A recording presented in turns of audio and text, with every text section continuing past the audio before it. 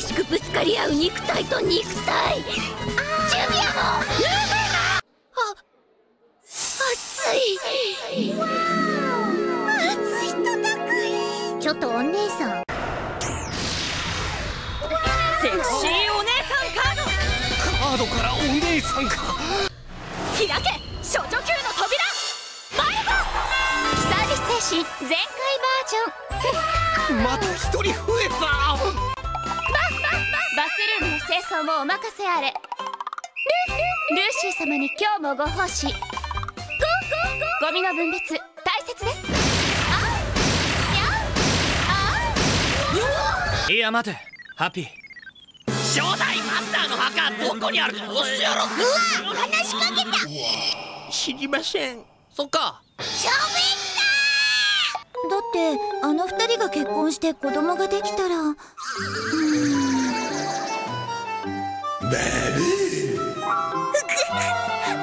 泣くなミラ。考えようによっては可愛いぞ。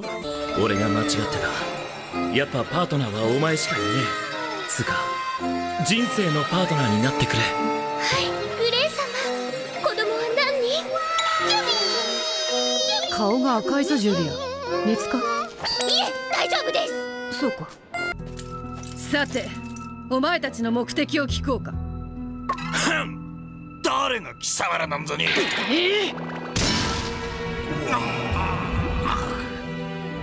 セレフだ。ナツさん、その人は評議員の人です。いいコートだね。で、評議員が敵なのか。早くジュビア、グレイ様のもとに。集中しろと言っている。すみません。ドラゴンってあれだろ。空飛ぶトカゲってことはこれも身内ってことか。イグニールはトカゲだね。敵の魔力の中で自分の魔力を空にするなど。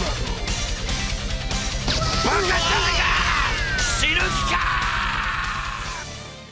そのためこの魔法には強力な副作用が。はあ、なんというカタストロフィックな運命。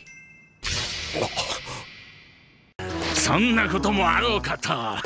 アイスも持ってきておいたっす。さすが自分。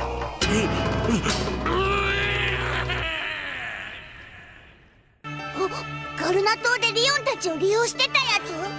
女装が趣味だったのか。わあ、そうなんだ。こっちが本当の姿だけどね。連れてきたよ、君のベストパートナーを。でもジュビア。来てくれたんだねジュビア。